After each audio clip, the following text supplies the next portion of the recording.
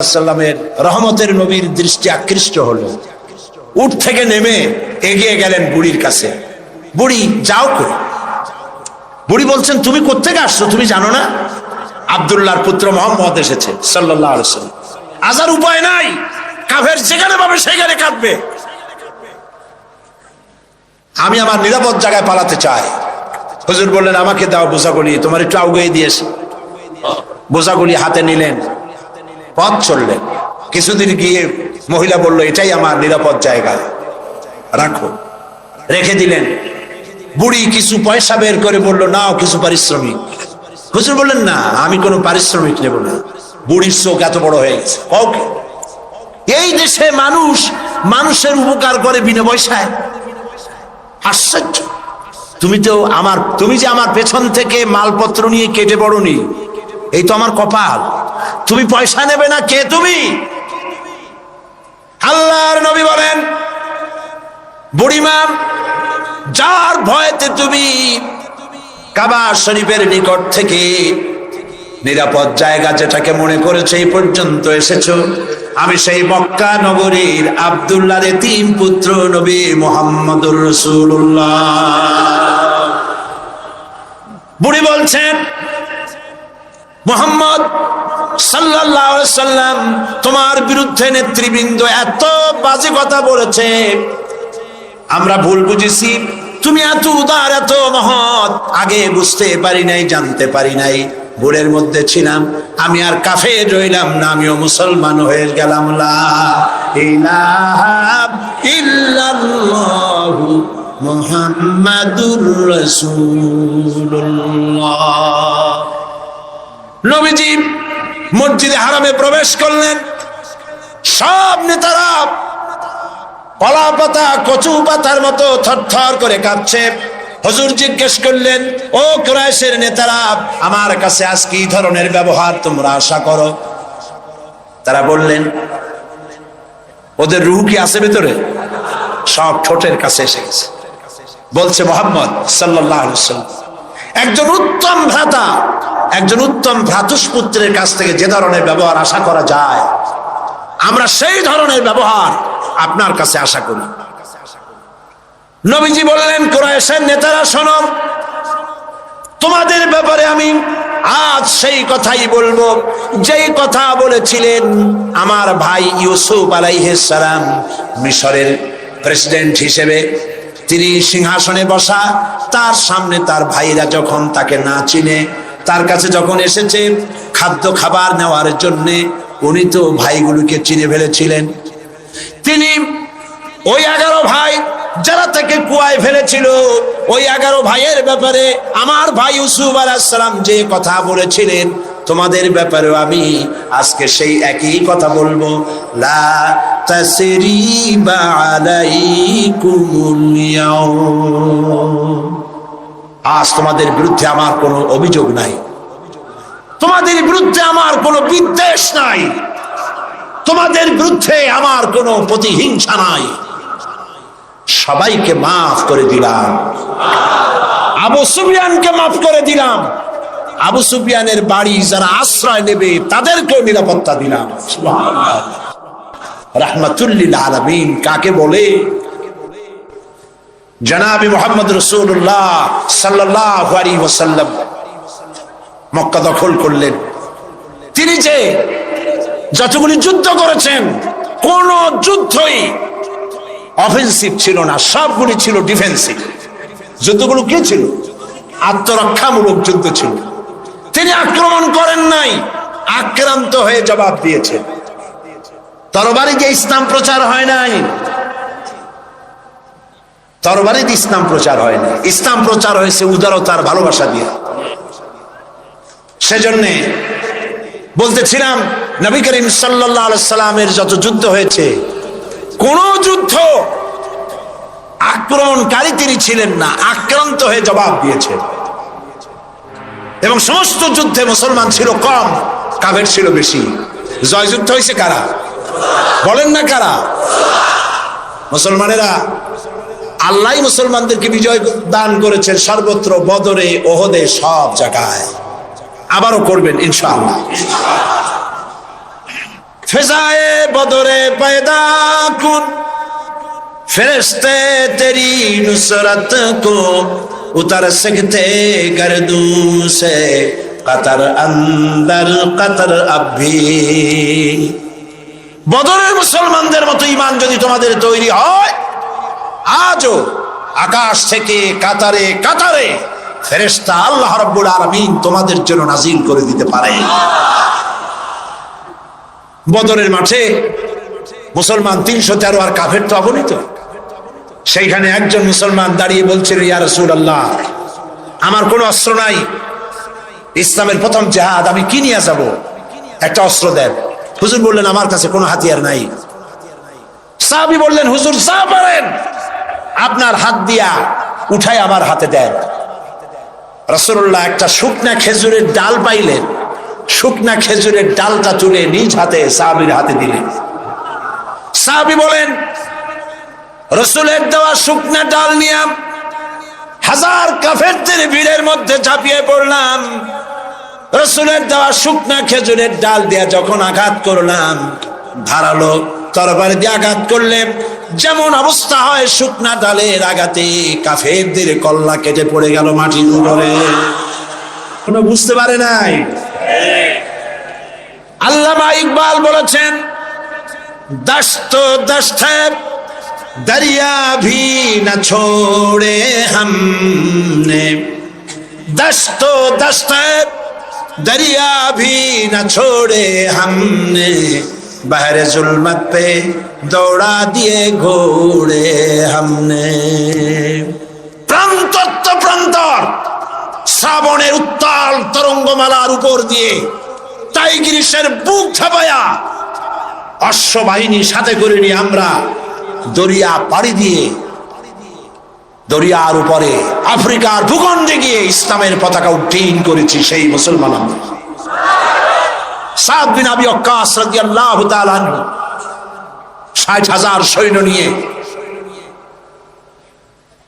পারস্যের বহরস নগর অবরোধ করে দরিয়া পাড়ি দিয়ে পার যাবে। বললেন সাহাবীরা, সামনে দরিয়া পারাপারের জন্য কোনো ব্যবস্থা নাই, কি করতে চাও?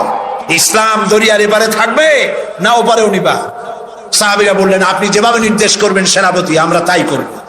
তিনি বললেন, প্রস্তুত হও, অশ্ববাহিনী, উষ্ট্রারোহী, তীরন্দাজ, তরবারিওয়ালা, যে যে অবস্থা আছো আমার সাথে দরিয়া ঝাঁপায় পড়ো। অন্ধকার রাত, দরিয়ায় উত্তল ঢেউ চলছে। এই ঢেউয়ের মধ্য দিয়ে অশ্বারোহী, উষ্ট্রারোহী 60,000 সৈন্যের নেতৃত্ব দিচ্ছেন সাদ বিন আবি ওয়াক্কাস। বললেন, পড়ো আমার সাথে, নাস্তাঈনু বিল্লাহি ওয়া নাতাওয়াক্কালু ওয়া নাতাওয়াক্কালু আলাইহি, হাসবুনাল্লাহু নি'মাল ওয়াকিল, নি'মাল মাওলা ওয়া নি'মান নাসীর। ঐতিহাসিকরা লিখছেন, 60,000 সৈন্য নিয়ে এই দরিয়া পাড়ি দিয়ে নদীর ওপারে চলে যাওয়ার পর তিনি জিজ্ঞেস করলেন, সবাই তোমরা এসেছো কিনা? রাতের আধারে সবাই বললেন, সবাই খোঁজ খবর নিয়ে গুনে দেখলেন একটা ঘোড়াও হারায় নাই, একটা উটও ডুবে যায় নাই, একজন মানুষ হারায় যায় নাই, একজন মানুষের হাতের তরবারিও দরিয়ার ঢেউ ছিটকায়া নেয় নাই।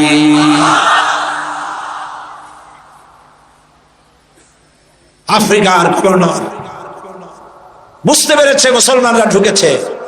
সে তার সেনাপতিকে বলল, এই মুসলমানগুলির জায়গা করে দাও জঙ্গলের কাছে। জঙ্গলের ভিতরে যে সমস্ত হিংস্র প্রাণী আছে ওরাই খাইয়া শেষ করে দেবে, রাতের বেলায় যুদ্ধ করা লাগবে না, তাদেরকে ওখানে থাকতে দেওয়া হলো। হযরত সাদ বললেন, একটা মঞ্চ বানাও সাহাবীরা। একটা মস্ত মঞ্চ বানানো হলো। ইতিহাস শুনুন মুসলমান, আপনার জীবনের গৌরব উজ্জ্বল ইতিহাস মুসলমানরা ভুলে গেছে, যুবকরা ভুলে গেছে। আজকের যুবকরা চিন্তা করেছে তারা সূর্য সেনের উত্তরসূরি। আজকের যুবকরা মনে করছে তারা রবীন্দ্রনাথের উত্তরসূরি। ও মুসলমান, সূর্য সেনের উত্তরসূরি তোমরা নও, তোমরা শহীদ তিতুমীর উত্তরসূরি, শাহজালালের উত্তরসূরি, খান জাহানের উত্তরসূরি, খালিদ বিন ওয়ালিদের উত্তরসূরি। মঞ্চের উপরে উঠে দাঁড়ালেন, মঞ্চ নির্মিত হয়ে গেল। হযরতে সাদ মঞ্চের উপরে দাঁড়িয়ে জঙ্গলের দিকে তাকিয়ে বললেন, লক্ষ্য করুন, আরে ভাই এত মানুষ, কারো তো পেশাব পায়খানা লাগতেই পারে, আপনারা পথ ছেড়ে দেন, তা না হলে আপনাদেরই অসুবিধা হবে। মঞ্চের উপরে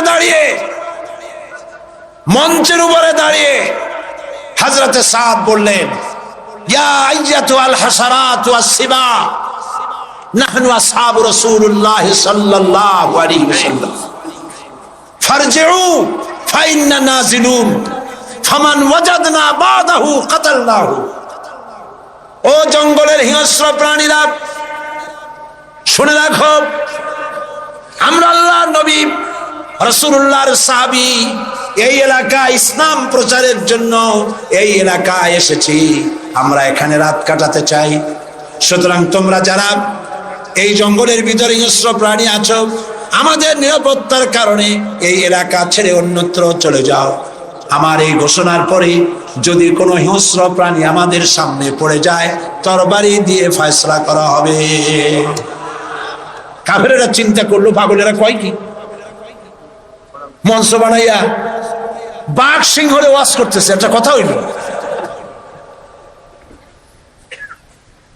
কাফেরেরা দেখলো হযরতে সাদের বক্তৃতার পরে মানুষের চক্ষু বিস্ফারিত করে জঙ্গলের ভিতর থেকে সিংহের লাইনে সিংহ, বাঘের লাইনে বাঘ, সাপের লাইনে সাপ, যার যার আন্ডা বাচ্চা মুখে নিয়ে লাইন করে জায়গা ত্যাগ করে চলে গেল।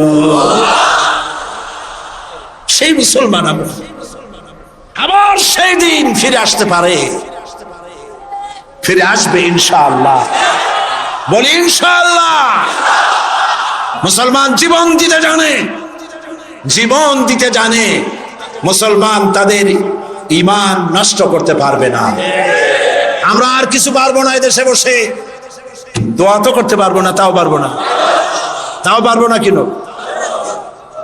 দুদায়েব, চেচনিয়ার প্রেসিডেন্ট দুদায়েব, তিনি রাশিয়ার আক্রমণে যখন চেচনিয়া তছনছ হয়ে যাচ্ছিল, তখন তিনি একটা নিউজ ইন্টারনেটে পাঠিয়েছিলেন, দৈনিক ইনকিলাব পত্রিকায় সেই খবরটা ছাপা হয়েছিল। তিনি বলেছিলেন, ও পৃথিবীর মুসলমানেরা, রাশিয়া আমাদের মারতেছে, আমাদের খাবার নাই, পড়ার নাই, প্রতিদিন আমরা মরছি, তোমরা আমাদেরকে খাবার দিলে না, আমাদেরকে অস্ত্র দিলে না, আমাদেরকে টাকা দিলে না, আমাদেরকে কিচ্ছু দিলে না, আমাদের পক্ষে কথাও বললে না। ও পৃথিবীর মুসলমানেরা, আচ্ছা এইটুকুনও কি করতে পারো না যে গভীর রাত্রে 2 রাকাত তাহাজ্জুদের নামাজ পড়ে আল্লাহর কাছে 2টি হাত উঁচু করে এ কথাও কি বলতে পারো না যে আল্লাহ, ও আল্লাহ, তুমি তো সেই আল্লাহ যে বদরের মাঠে ফেরেশতা দিয়া সাহায্য করেছিলে, তুমি তো সেই আল্লাহ যে ফেরেশতা দিয়া উহুদে সাহায্য করেছিলে, ও আল্লাহ, তুমি দয়া করে সেই ফেরেশতাগুলি দিয়ে চেচনিয়ার মুসলমানদেরকে সাহায্য করো। ও পৃথিবীর মুসলমান, এটুকুনও কি করতে পারো না আমাদের জন্য? আজ আফগানের মুসলমানেরাও তাদের কথা, তাদের খবর ছড়ায় না, ওরা মারে এটা ছড়ায়, কিন্তু এরা কত মারে সেইটা বলার মতো, সেইটা নিউজ দেওয়ার মতো নিউজ মিডিয়াও তাদের হাতে নাই। তাদের সাহায্য করার জন্য আল্লাহ ছাড়া কেউ নাই।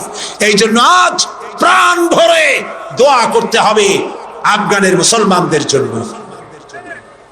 আমি বাংলাদেশের এক ছোট্ট ব্যক্তি, আল্লাহর এক নগণ্য গোলাম। আমি বিশ্বাস করি, মনে প্রাণে বিশ্বাস করি, আজ হোক কাল হোক, কাবা শরীফ ভাঙতে এসে আব্রাহার যে দশা করেছিলেন আল্লাহ, আফগানিস্তানের বুকে বুশের সেই দশা আল্লাহ করে দিবেন।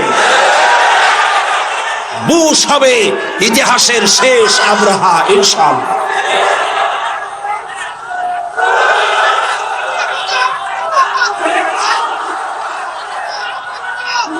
সেজন্য আজ আমরা আমেরিকার ইঙ্গো মার্কিন যে হামলা মুসলমানদের উপরে হচ্ছে, আল্লাহর সাহায্য কামনা করব দোয়ার মাধ্যমে। যত মানুষ দাঁড়ায় আছেন রাস্তায়, যত মানুষ দাঁড়ায় আছেন আশেপাশে, সব দোয়ার জন্য বসে পড়বেন, মোনাজাত হবে। এত বড় মোনাজাত জীবনে আরেকটা পাবো কোন নিশ্চয়তা আছে? যে যেখানে দাঁড়াইছে বসা মানুষেরা বসায় দেন। এত বড় মোনাজাত যার কপালে নাই সে তো কপাল মোড়া। যে যেখানে দাঁড়িয়েছে বসায় দেন। আর জোরে সোরে জিকির করেন সাল্লাল্লাহু আলাইহি ওয়াসাল্লাম। তার সম্পর্কে সূরা নাহলের মধ্যে আল্লাহ পাক বলেছেন, নবুয়ত রিসালাত সম্পর্কে আল্লাহ পাক কথাটা এভাবে বলেছেন, وعلى الله قصد السبيل ومنها جائر ولو شاء لهداكم أجمعين। আর সোজা রাস্তা বলে দেওয়ার দায়িত্ব আমার, যেখানে রয়েছে অসংখ্য বাঁকা পথ। আর আমি ইচ্ছে করলে গোটা পৃথিবীর সমস্ত মানব মণ্ডলীকে হেদায়েত করে দিতে পারতাম। সোজা রাস্তা বলে দেওয়ার দায়িত্ব আমার। সেই সোজা রাস্তা বলে দেওয়ার দায়িত্ব আল্লাহ নিজে গ্রহণ করে নবীদের পাঠিয়েছেন। এজন্য পৃথিবীর সর্বশ্রেষ্ঠ মানুষ হলেন আল্লাহর নবীরা। বলুন তো সর্বশ্রেষ্ঠ মানুষ কারা? যাদের কোনো ভুল নাই, ত্রুটি নাই। আজ লক্ষ লক্ষ জনতা সার্কিট হাউস ময়দানে পকেটের পয়সা খরচ করে এখানে এসেছেন, ঠিক কিনা বলুন? বাস ভাড়া, ট্রাক ভাড়া দেওয়া হয়েছে, রিক্সা ভাড়া দেওয়া হয়েছে, মাহফিলের পরে খেতে দেওয়া হবে শিবির, এমন কোনো কথা বলেছে? নিজের পয়সা খরচ করে জানতে এসেছি এমন একটি মানুষকে যিনি আমাদের বাংলাদেশি নন। মুহাম্মদ সাল্লাল্লাহু আলাইহি ওয়াসাল্লাম বাংলাদেশি? তিনি তার গায়ের রং আমাদের রঙের মতো, তিনি আমাদের ভাষায় কথা বলতেন, তিনি আমাদের রক্ত সম্পর্কীয় আত্মীয়দের মধ্যে কেউ? তাহলে রক্ত সম্পর্কীয় আত্মীয়দের মধ্যে কেউ নন, আমার দেশের মানুষও নন, আমার রঙেরও নন, আমার ভাষারও নন। অথচ এই ব্যক্তির জন্য লাখো লাখো জনতা ঢল নেমেছে সার্কিট হাউস ময়দানে। এই ঢল নেমেছে কি সাইদিকে দেখার জন্য? নিশ্চয়ই নয়। আজকের এই ঢল নেমেছে বিশ্ব নবী মুহাম্মদ রাসূলুল্লাহ সাল্লাল্লাহু আলাইহি ওয়াসাল্লামকে জানার জন্য। কেন এই আগ্রহ? আচ্ছা, এই আগ্রহ কি শুধুমাত্র খুলনার মানুষের? না, গোটা বিশ্বের সমস্ত মানুষের মুহাম্মদ সাল্লাল্লাহু আলাইহি ওয়াসাল্লামের প্রতি আগ্রহ। কারণ দুনিয়ায় যত নেতা এসেছেন, সমস্ত নেতা কথা বলেছেন, সংগ্রাম করেছেন নিজের দেশের জন্য, সংগ্রাম করেছেন, লড়াই করেছেন, জেল খেটেছেন, কষ্ট করেছেন, বক্তব্য রেখেছেন নিজের দলের জন্য, দেশের জন্য, নিজের ভাষার জন্য, নিজের আঞ্চলিক এলাকার জন্য, ঠিক কিনা বলেন? পৃথিবীর যে কোনো দেশের নেতা এই চরিত্রে, প্রত্যেকটি নেতা, পৃথিবীর যে কোনো নেতার নাম আপনি বলবেন, সব নেতা নিজের অঞ্চল, নিজের ভাষা, নিজের মানুষ, নিজের দল, এই জন্যই কথা বলেছে সারা দুনিয়ায়।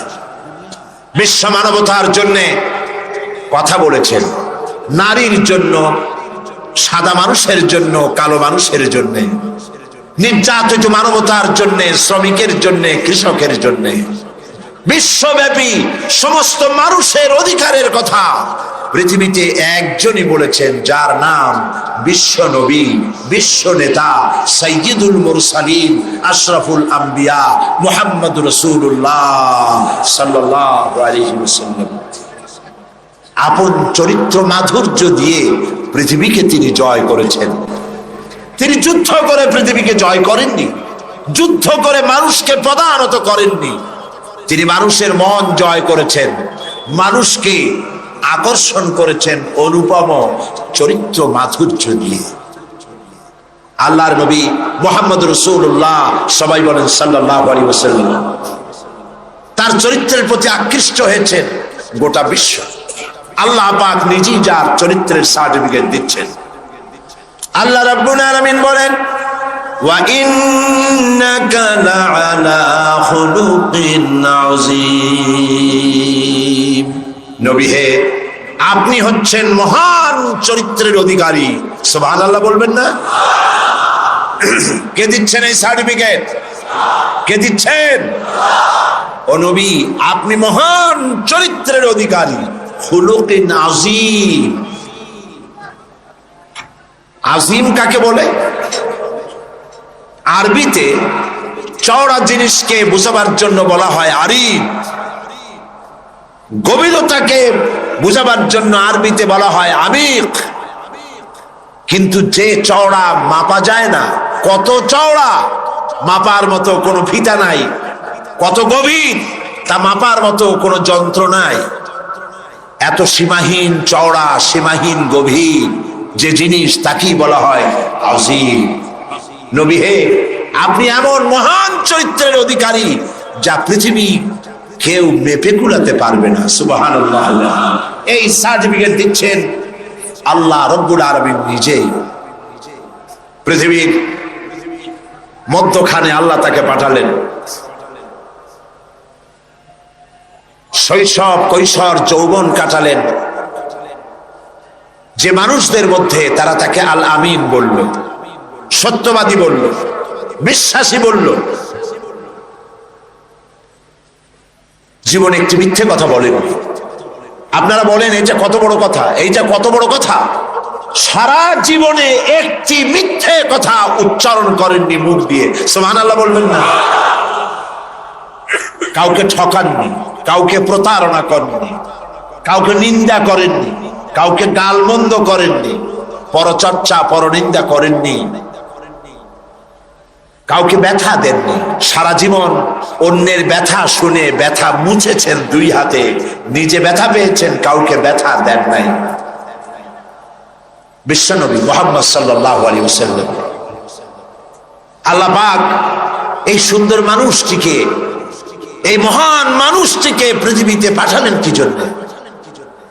আল্লাহ রাব্বুল আলামিন কোরআনে কারীমের ভিতরে পরিষ্কার করে বলেছেন, হুয়াল্লাযী আরসালা রাসূলাহু বিল হুদা ওয়া দীনিল হক লিইয়ুযহিরাহু আলাদ-দীনি কুল্লিহি ওয়ালাউ কারিহাল মুশরিকুন।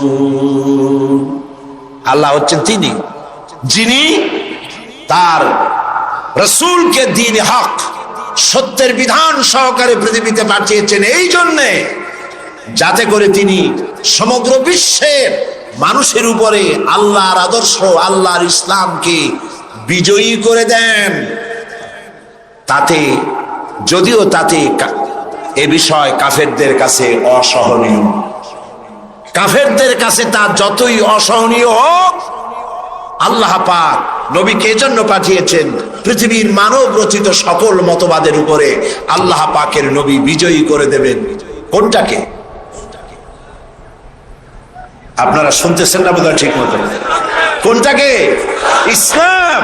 ইসলামকে বিজয়ী আদর্শে পরিণত করার জন্য আল্লাহ পাক তার রাসূলকে পৃথিবীর বুকে পাঠালেন। নবী করিম সাল্লাল্লাহু আলাইহি ওয়াসাল্লাম দ্বীনের দাওয়াত শুরু করেছেন। 40 বছর বয়সের সময় নবুয়ত পেলেন। উতর কর গারে হেরা সে সুয়ে কওম আয়া, উতর কর গারে হেরা সে সুয়ে কওম আয়া, और एक नुस्खे की बियासत लाया। হেরা পাহাড় থেকে নবী করিম সাল্লাল্লাহু আলাইহি ওয়াসাল্লাম নেমে আসলেন, হাতে আনলেন পরশ পাথর। সেই পরশ পাথরের নাম হচ্ছে কোরআন শরীফ। সুবহানাল্লাহ বলুন। এই পরশ পাথরের সংস্পর্শে যারাই এলো, আল্লাহ রাব্বুল আলামিন তাদেরকে সোনা, লোহাগুলিকে সোনা বানায় দিলেন, কয়লার খণ্ডগুলিকে হীরক খণ্ডে পরিণত করে দিলেন। নবী করিম সাল্লাল্লাহু আলাইহি ওয়াসাল্লাম কাবা শরীফের পাশে বসে তেলাওয়াত করছেন। আবু জাহেল, আবু লাহাবরা, যারা মুহাম্মদ সাল্লাল্লাহু আলাইহি ওয়াসাল্লামকে বলতো আল আমিন, বলতো সাদেক, বলতো, তারা এখন আর এই সম্বোধন করতে রাজি নয়। তারা বুঝতে পেরেছে তাদের আদর্শের দিন শেষ, তাদের নেতৃত্বের দিন শেষ। মুহাম্মদ সাল্লাল্লাহু আলাইহি ওয়াসাল্লাম নতুন এক আদর্শ নিয়ে এসেছেন। এই আদর্শের কাছে যেন কেউ না যেতে পারে, সেই জন্য তারা বলল মুহাম্মদ সাল্লাল্লাহু আলাইহি ওয়াসাল্লাম পাগল হয়ে গেছে। বলেন নাউজুবিল্লাহ। নবী করিম সাল্লাল্লাহু আলাইহি ওয়াসাল্লামকে পাগল বলা হলো। রসুলকে যদি পাগল বলা হয় আঘাত লাগে কোথায়? আল্লাহর অস্তিত্বে আঘাত লাগে। ওরা মুহাম্মদ সাল্লাল্লাহু আলাইহি ওয়াসাল্লামকে পাগল বলল, আল্লাহ পাক জবাব দিলেন। আল্লাহ রাব্বুল আলামিন কাফিরদের এই গালির জবাবে আল্লাহ পাক শোনায় দিলেন, ওয়া মা সাহিবুকুম বিমাজনুন, তোমাদের সাথী পাগল নন। তোমাদের সাথী সারা জীবন তোমরা যার সাথে ছিলে পাগলামির কি দেখলে? আসল পাগল কারা তা খুব শীঘ্রই প্রতীয়মান হবে, সকলের সামনে স্পষ্ট হবে। প্রিয় ভাই সব, হজের মৌসুম এলো। মুহাম্মদ সাল্লাল্লাহু আলাইহি ওয়াসাল্লাম কাবা শরীফের পাশে বসে তেলাওয়াত করছেন। তখনও তার নাম চতুর্দিকে ছড়ায় নাই। ওরা ছড়াচ্ছে পাগল বলে, জেনে ধরা রুগী বলে, কাহেন বলে, সাহের বলে, গণক, জাদুকর, পাগল, এই সব ছড়াচ্ছে। আর আল্লাহ পাক বলছেন, ওয়ারাফানা লাকা যিকরাক, ওয়ারাফানা লাকা যিকরাক, ও নবী আপনার প্রশংসার দিগন্তকে বিশ্বব্যাপী উন্মোচিত করে দেব আমি আল্লাহ রাব্বুল আলামিন। দেখেন আল্লাহর হিকমত। নবীর নাম, তখন তো রেডিও নাই, ওই যুগটা চিন্তা করেন। রেডিও নাই, টেলিভিশন নাই, পত্রপত্রিকা নাই, ক্যাসেট নাই, ভিসিডি নাই, সিডি নাই, ভিডিও নাই। এক জায়গার খবর আর এক জায়গায় পৌঁছতে বহুদিন লেগে যায়। আল্লাহর কুদরত দেখুন প্রচারের। হজের মৌসুমে সিরিয়া থেকে, ওমান থেকে, ইয়েমেন থেকে, বাহরাইন থেকে, কুয়েত থেকে, চতুর্দিক থেকে লোকেরা এসেছে হজের মৌসুমে। মুহাম্মদ সাল্লাল্লাহু আলাইহি ওয়াসাল্লাম তেলাওয়াত করছেন কাবার পাশে বসে। আবু জাহেল তাবুতে গিয়ে বলছে, এই লোকেরা শোনো, আমাদের দেশে একটা জেনে ধরা রুগী, আত পাগলা টাইপের লোক, নাম তার মোহাম্মদ। বলেন নাউজুবিল্লাহ। ও গালি দিয়ে শোনাচ্ছে, লোকটি পাগল হয়েছে। ওই যে দেখা যায় কি যেন পড়তেছে, তার কাছেও যাবে না, শুনবাও না কি বলে। এরা তো নাম জানতো না। আবু জাহেল নামটা শোনাই দিয়েছে। লোকেরা মনে করলো এরা হলো কুরাইশদের নেতা। পাগলের কাছে যেতে নিষেধ করেছে, কি বলে তা শুনতে নিষেধ করেছে। ঠিক আছে, শুনবো না। কানের মধ্যে 2 আঙ্গুল ঢুকাই দিছে, কিন্তু পাগলটা কেমন তা তো একটু দেখে আসে। এরা পাগল দেখতে গিয়েছে। কাবার পাশে এসে নবীজির চেহারা মোবারকের উপরে যখন নজর পড়েছে, নিজেদের মুখ থেকে বেসাখতা স্বাগতোক্তি নিজেদের মুখ থেকে বেরিয়ে গেল, পাগল কি এত সুন্দর হয়? আমরা তো পাগল দেখেছি আমাদের দেশে, মাথার চুল থাকে উস্কো খুস্কো, দাঁতে থাকে ময়লা, জামার বোতাম নিচেরটা থাকে উপরে, কাপড় চোপড় অবিন্যস্ত। পাগল তো আমরাও দেখেছি। এত সুন্দর মানুষ, তা কি কোনোদিন পাগল হতে পারে? কত সুন্দর! যার কথা আপনারা শুনতে এসেছেন, গৌতম বুদ্ধ বলেন, শ্রীকৃষ্ণ বলেন, কনফুসিয়াস বলেন, জরথুস্ট্র বলেন, গুরু নানক বলেন, পৃথিবীর কোন নেতার জীবন ইতিহাস ঐতিহাসিক ভিত্তি নাই। জীবনের 2-4টা ঘটনা আছে মাত্র, আর কিছু নাই। টেস্ট করুন, পড়েন, পড়াশোনা করেন। পৃথিবীর যত নেতা আছে সমগ্র জীবনের কাহিনী খুঁজে পাওয়া যাবে না। একমাত্র নবী মুহাম্মদ রাসূলুল্লাহ প্রাণ ভরে পড়েন সাল্লাল্লাহু আলাইহি ওয়াসাল্লাম, যার জন্ম ধাত্রী মাতা। জন্ম কেমনে হলো? ধাত্রী মাতা, লালন পালন, শৈশব, কৈশোর, যৌবন, বিবাহ, হিজরত, নবুয়ত, যুদ্ধ বিগ্রহ, কেমনে হাসি দিতেন, কেমনে কথা বলতেন, মাথার চুল, মুখের দাড়ি কয় গাছ পেকেছিল, কত গাছা কাঁচা ছিল, কিভাবে খানা খেতেন, কিভাবে টয়লেটে যেতেন, কিভাবে স্ত্রীর সঙ্গে সম্পর্ক রক্ষা করতেন, কিভাবে বাচ্চাদের সাথে ব্যবহার করতেন, কেমনে রাষ্ট্র চালাতেন, কেমনে যুদ্ধ করতেন, ছোট্ট তুচ্ছ জিনিস থেকে শুরু করে রাষ্ট্র পরিচালনা পর্যন্ত জীবনের সব কথা লিপিবদ্ধ হয়েছে। পৃথিবীতে এমন একজনও নাই, একজনই আছেন জনাবে মুহাম্মদ রাসূলুল্লাহ সাল্লাল্লাহু আলাইহি ওয়াসাল্লাম। শামাইলে তিরমিজি বাংলা হয়ে গেছে, মেহেরবানি করে পড়েন, মেহেরবানি করে পড়েন, পড়ে দেখুন রাসূলুল্লাহর জীবনে কেমনে খানা খাইতেন, কেমনে হাঁটতেন, কেমনে বসতেন, কেমনে হাসতেন, কেমনে কাঁদতেন, সব লিপিবদ্ধ হয়েছে, কোনো কথা বাদ পড়ে নাই। সুবহানাল্লাহ। কারণ পৃথিবীর নেতারা তাদের জীবন দুই ভাগে বিভক্ত, একটা হচ্ছে পার্সোনাল লাইফ, আর একটা হচ্ছে প্রাইভেট, কি বলে public life, public character, personal character. চরিত্রটা দুই রকম, ব্যক্তিগত চরিত্র আর মানুষের সামনে দেখাবার মতো আরেকটা চরিত্র। নবী করিম সাল্লাল্লাহু আলাইহি ওয়াসাল্লামের চরিত্র এরকম ছিল না। কোন নেতা এই সাহস করবে না তার স্ত্রীকে বলার, স্ত্রীর কাছেই তার স্বামীর সমস্ত দুর্বলতা স্ত্রীর জানা থাকে। কথা ঠিক কিনা?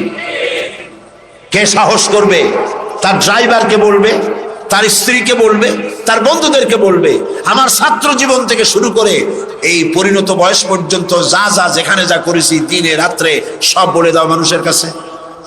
পারবে না। পারবেন বিশ্ব নবী মুহাম্মদ রাসূলুল্লাহ সাল্লাল্লাহু আলাইহি ওয়াসাল্লাম। আল্লাহর নবী সাহাবায়ে কিরামদের বলেছেন, ও আমার সাহাবীরা, দিনের আলোতে আমার ভিতরে যে আচরণ তোমরা দেখতে পাও, রাতের আধারে আমার ভিতরে যে আচরণ তোমরা দেখতে পাও, ও আমার স্ত্রীরা, রাতের আধারে কপাট বদ্ধ রুমের ভিতরে আমার যে আচরণ দেখতে পাও, বদ্ধ দরজার বাইরে দিনের বেলায় রাতের বেলায় যে আচরণ আমার দেখতে পাও, যে চাল চলন দেখতে পাও, সবকিছু খুলে খুলে মানুষের সামনে বলে দাও। এরকম আসতে কইলেন সুবহানাল্লাহ। এই হলেন বিশ্বনবী, এই হলেন বিশ্বনবী। ফাইনা তাযহাবুন, ও মুসলমানেরা, আসল নেতা থুইয়া কোন নেতার পিছনে দৌড়াও? হায় রে কপাল পোড়া মুসলমান, তোমার নেতা আমার নেতা সাতামাতা সাতামাতা এইসব মাইনসে কয়। তোমার নেতা আমার নেতা বিশ্বনবী মুস্তাফা সাল্লাল্লাহু আলাইহি ওয়াসাল্লাম। চিল্লায় বলো, তোমার নেতা আমার নেতা কে?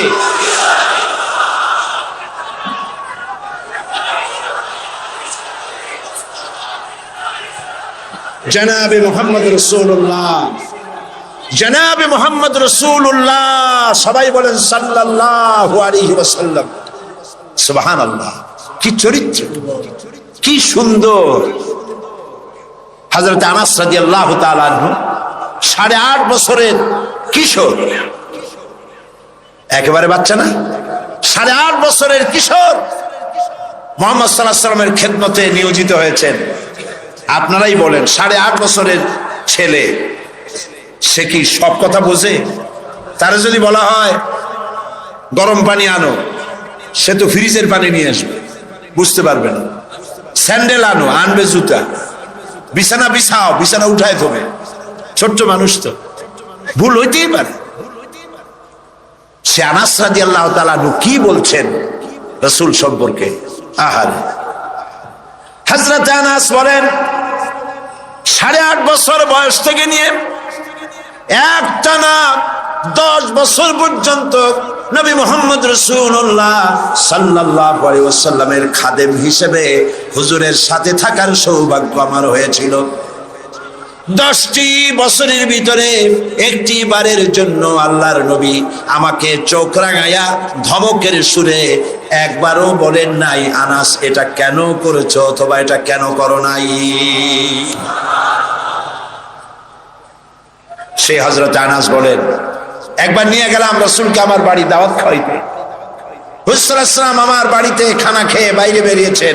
ওটা ছিল পূর্ণিমার রাত। আমার মা বাইরে এসে একবার পূর্ণিমার চাঁদের দিকে তাকান, আর একবার রাসূলের চেহারার দিকে তাকান, বারবার তাকাতাকি করছে। আমি প্রশ্ন করলাম, মা, পূর্ণিমার চাঁদ আর রাসূলের চেহারায় বারবার তাকাইয়া দেখো কি? মামার বলল, আনাস রে, আমি পূর্ণিমার চাঁদ আর রাসূলের চেহারার সঙ্গে কম্পেয়ার করতেছিলাম, তুলনা করতেছিলাম। আমার মনে হলো নবীজি যখন ঘরের থেকে বাইরে নেমেছেন, নবীজির চেহারার সামনে, নবীজির চেহারার সৌন্দর্যের সামনে পূর্ণিমার চাঁদ যেন ম্লান হয়ে গিয়েছে। পূর্ণিমার চাঁদের মধ্যে কলঙ্ক কালিমা আছে, আল্লাহর নবীর চেহারার ভিতরে কোনো কালিমা দেখতে পেলাম না। রাসূলুল্লাহর এই চেহারা দেখে বিভিন্ন দেশ থেকে আগত কাফেরেরা হুজুরের চেহারা দেখে পাগল হয়ে গেছে। তারা নিজেরাই বলতেছে, পাগলের সুরতে এরকম হয় নাকি? অসম্ভব, নিশ্চয়ই এই লোকটি পাগল নয়। আচ্ছা কি বলে শুনি।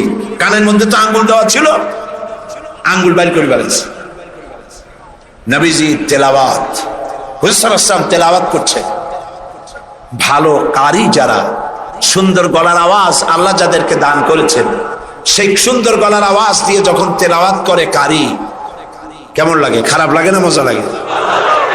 এই যে আব্দুর রহমান আস-সুদাইস, শেখ আব্দুর রহমান আস-সুদাইস, ইমাম খতিব মসজিদুল হারাম মক্কা আল মুকাররমা, আব্দুর রহমান আল হুজাইফি, ইমাম খতিব মসজিদ নববী শরীফ মদিনা আল মুনাওয়ারা। সুবহানাল্লাহ। এইসব কারীদের তেলাওয়াত কেমন লাগে? কারি আব্দুল সামাদ আব্দুল বাসেত, একজন আমেরিকা আমাকে বলেছিল যে কারি আব্দুল বাসেত যখন তার মায়ের পেট থেকে দুনিয়া আসছিল, তার মাঝে কত কত কেজি মিশ্রি তারে খাওয়াইছিল, চিনি খাওয়াইছিল, আল্লাহই জানে। সুবহানাল্লাহ। সাধারণ মানুষের তেলাওয়াত শুনলে চোখ দিয়ে অর্থ বোঝে না, চোখ দিয়ে পানি পড়তে থাকে। কোরআনের প্রতি যাদের মহব্বত আছে, অর্থ বোঝে না, চোখ দিয়ে পানি পড়ে। এ কোনো সাধারণ কারি নয়। এখন তেলাওয়াত করতেছেন তিনি, যার উপরে কোরআন নাজিল হয়েছে। সুবহানাল্লাহ। আল্লাহর নবীর তেলাওয়াত কাফেরদের কানের মধ্য দিয়া কলিজার ভিতরে প্রবেশ করা শুরু করে দিয়েছে। বাইরের থেকে যে লোকগুলি আসলো, নবীজির মুখে তেলাওয়াত শুনে নিজেদের অজান্তেই তাদের মুখ থেকে বেরিয়ে গেল, লা ইলাহা ইল্লাল্লাহু মুহাম্মাদুর রাসূলুল্লাহ। জোরে সরে পড়েন, লা ইলাহা, লা ইলাহা ইল্লাল্লাহ। আরো জোরে, লা ইলাহা। নাই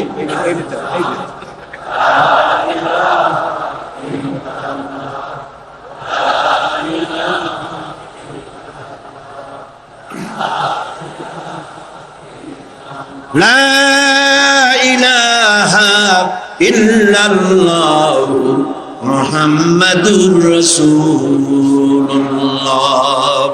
নবী করিম সাল্লাল্লাহু আলাইহি ওয়াসাল্লামের অনুপম চরিত্র মাধুর্যের মধ্য দিয়ে ইসলামের দাওয়াত ছড়িয়ে পড়ল সবখানে। সিরিয়া, কুয়েত, কাতার, বাহরাইন, মিশর সব দিকে ছড়িয়ে পড়তে লাগলো। কাফেরেরা বাধার বিন্ধ্যাচল সৃষ্টি করলো। তারা নেতৃত্ব দিতে চাইলো, রাসূলুল্লাহ নেতৃত্ব নেন নাই। আবু তালেব বলেছিল, আবু তালেবের তারা কি বলেছিল, মুহাম্মদ সাল্লাল্লাহু আলাইহি ওয়াসাল্লামকে শুধু একটা প্রস্তাব দেন, সোনা দানা সুন্দরী নারী যা চায় সব দেব, তবু যেন লা ইলাহা ইল্লাল্লাহ এই দাওয়াতটা যেন না দেয়। তাহলে বোঝেন লা ইলাহা ইল্লাল্লাহ কত কি বিপ্লবাত্মক কথা। আমরা বুঝি না বলে আমাদেরকেও অ্যাকশন করে না, যারা শোনে না, যারা শোনে তাদের মধ্যেও অ্যাকশন করে না। মুহাম্মদ সাল্লাল্লাহু আলাইহি ওয়াসাল্লামের কাছে যখন এই প্রস্তাব গেল, এই প্রস্তাব তিনি মেনেছিলেন? মেনেছিলেন? আল্লাহর নবী বলেছিলেন, চাচা আবু তালেব নেতৃবৃন্দকে শুনিয়ে দেন, সোনা দানা টাকা পয়সা তো দূরের কথা, যেটা তারা দিতে পারবে না, তাও যদি তারা দিতে পারে আকাশের ওই সূর্যটা এনে যদি ওরা মুহাম্মদ সাল্লাল্লাহু আলাইহি ওয়াসাল্লামের হাতে, ডান হাতে উঠায় দেয়, আকাশের ওই পূর্ণিমার চাঁদটা ধরে এনে ওরা যদি মুহাম্মদ সাল্লাল্লাহু আলাইহি ওয়াসাল্লামের বাম হাতে তুলে দেয়, এর বিনিময় আল্লাহর নবী মুহাম্মদ রাসূলুল্লাহ সাল্লাল্লাহু আলাইহি ওয়াসাল্লাম এক মুহূর্তের জন্য তাওহীদের দাওয়াত বন্ধ করে দেবে না। আমি এসেছি পৃথিবীর বুকে ইসলামকে বিজয়ী করার জন্য। আল্লাহ পাক তার রাসূলকে সাহায্য করলেন, 13 বছর মক্কায় থেকে লোক তৈরি করলেন। বন্ধুরা, ইসলাম শুধু নামাজ, রোজা, হজ, যাকাত সর্বস্ব নয়। ইসলাম কমপ্লিট কোড, এটা হলো পূর্ণাঙ্গ জীবন বিধান যা মানুষের জীবনের সবটাকে কন্ট্রোল করে। এটা বুঝতে চায় না ধর্ম নিরপেক্ষবাদীরা। আল্লাহ তৈরি করেছেন ইসলাম, শয়তান তৈরি করেছে সেকুলারিজম। ধর্ম নিরপেক্ষ মতবাদ কে তৈরি করেছে? জোরে বলেন, কে করেছে? শয়তান তৈরি করেছে। আর আল্লাহ সৃষ্টি করেছেন, তৈরি করেছেন মানবতার কল্যাণের জন্য ইসলাম। সমস্ত নবীদেরকে আল্লাহ পাক কিসের উপরে পাঠাইছেন? কি প্রচার করতে পাঠাইছেন? বলেন, জবাব দেন, কি প্রচার করতে পাঠিয়েছেন? ধর্ম নিরপেক্ষ মতবাদ প্রচার করতে আল্লাহ যে নবীকে পাঠাইছেন সেই নবীর নাম কোন? কোন নবীকে পাঠাইছেন? ধর্ম নিরপেক্ষ মতবাদ প্রতিষ্ঠার জন্য পৃথিবীতে এসেছে শয়তান। কে এসেছে? চিল্লায় বলেন। কাজী ওদের কাছে ধর্ম হলো বিপদ, ধর্ম নিরপেক্ষ মতবাদীদের কাছে ধর্ম হলো বিপদ। আর ইসলাম মানবতার কল্যাণ সাধনে পৃথিবীতে ইসলাম এসেছে। তুমি কেন ধর্ম নিরপেক্ষ মতবাদী হবে? তোমাকে ইসলামে আসতে হবে, কারণ ইসলাম আল্লাহর তৈরি করা। 13 বছর বসে লোক তৈরি করলেন নবীজি। কেমন লোক? আবু বকর, ওমর, ওসমান, আলী, আব্দুর রহমান বিন আউফ, আবু উবাইদা ইবনুল জাররাহ, খাব্বাব, খুবাইব, আম্মার রিদওয়ানুল্লাহি তাআলা আলাইহিম আজমাইন। এই সব সাহাবী সব তৈরি হয়ে গেল। এই পথে, ইসলাম প্রতিষ্ঠার পথে বাধা দিল বৃদ্ধরা, আর সহযোগিতা করলো যুবকেরা। তাও সুবহানাল্লাহ কইতে ইচ্ছা করে না। দেখেন নবীজি কি বলছেন। আল্লাহ নবী বলছেন, উসিকুম বিশ-শাবাবি খায়রা ফাইন্নাহুম আরাক্কু আফইদা লাকাদ বাসানি আল্লাহু বিল হানিফিয়্যাতি সামহা ফাহালাফানি আশ-শাবাব ওয়া খালাফানি আশ-শায়ুখ। ক্বালা an-নাবী সাল্লাল্লাহু আলাইহি ওয়াসাল্লাম।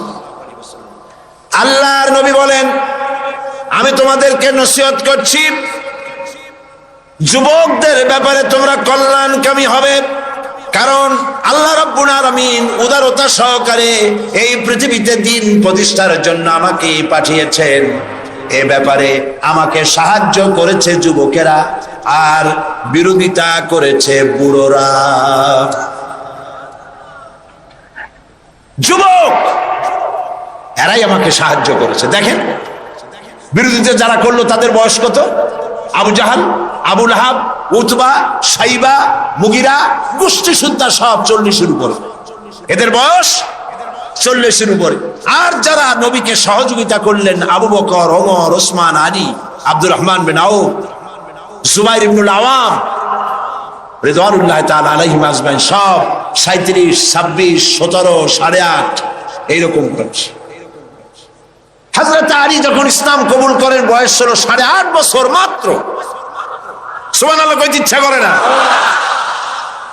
জুবাইর ইবনুল আওয়াম, আব্দুর রহমান বিন আউফ মাত্র 17 বছরের যুবক। ওমর রাদিয়াল্লাহু তাআলা আনহু মাত্র 26 বছরের টকবগে ভরা যুবক। যুবকরা সাহায্য করেছে, বুড়োরা বিরোধিতা করেছে। তাই বলে আজকে যে সমস্ত বৃদ্ধরা এখানে আছেন তারা মন খারাপ করবেন। আমরাও কিন্তু ওই কালটা কাটায় আসছি, যৌবন কালটা, ঠিক না? আমি তো আপনাদের দলে, আমরা ওই কালটা কাটিয়ে এসেছি। তবে সেই কালটা যদি আল্লাহর দ্বীনের কাজে লেগে থাকে সেটাই হলো কিসমতের কথা। সুবহানাল্লাহ। এই সৌভাগ্য ইসলামী ছাত্র শিবিরের। আলহামদুলিল্লাহ বলি, আলহামদুলিল্লাহ বলি। বন্ধুগণ, নবী করিম সাল্লাল্লাহু আলাইহি ওয়াসাল্লাম দ্বীন প্রতিষ্ঠার লক্ষ্যে 13 বছর পূর্ণ হয়ে গেল। মদিনায় লোক তৈরি হয়ে গেল, মক্কায় লোক তৈরি হয়ে গেল। এবার রাষ্ট্র ক্ষমতা হাতে নেওয়ার পালা।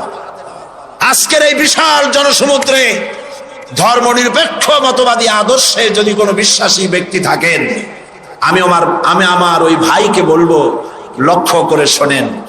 হিজরতের বেলায় রাসূলুল্লাহকে আল্লাহ কি শিখাচ্ছেন? যারা ধর্ম আর রাজনীতি আলাদা মনে করেন, ধর্মনিরপেক্ষতার আদর্শে বিশ্বাসী হওয়ার কারণে তারা কান খুলে শুনুন রাসূলুল্লাহকে হিজরতের সময় আল্লাহ কি দোয়া শিখালেন। আল্লাহ রাব্বুল আলামিন নবীজিকে শিখালেন হিজরতে।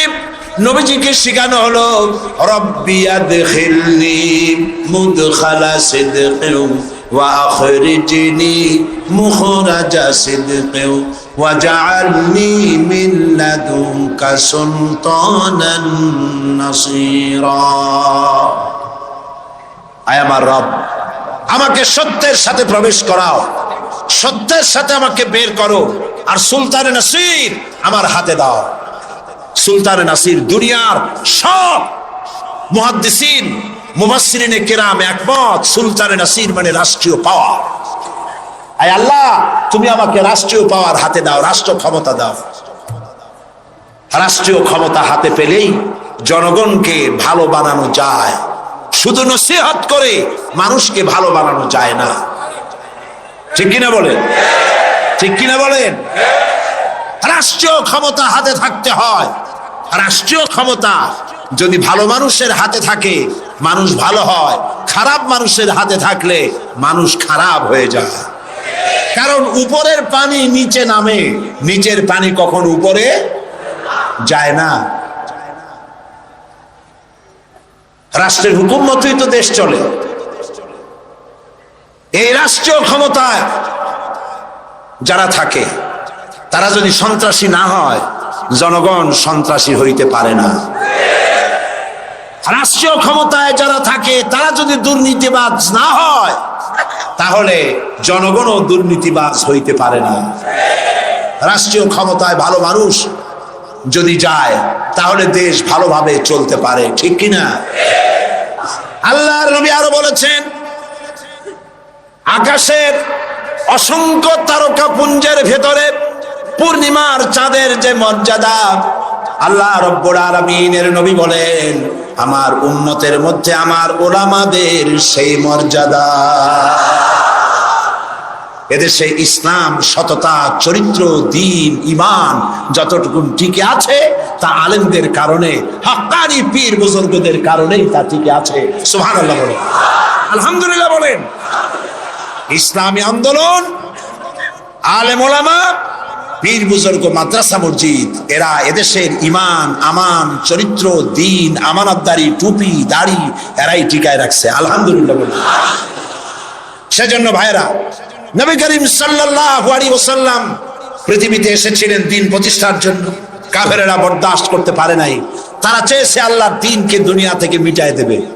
ওরা চায় দ্বীন মিটায় দেবে, আল্লাহ চান দ্বীন প্রতিষ্ঠা করবেন। কথা টিকবে কার? বলেন টিকবে কার? আল্লাহ রাব্বুল আলামিনের কথাই টিকবে। কালিমাতুল্লাহি হিয়াল উলিয়া, আল্লাহর কথাই সর্বোচ্চ থাকবে।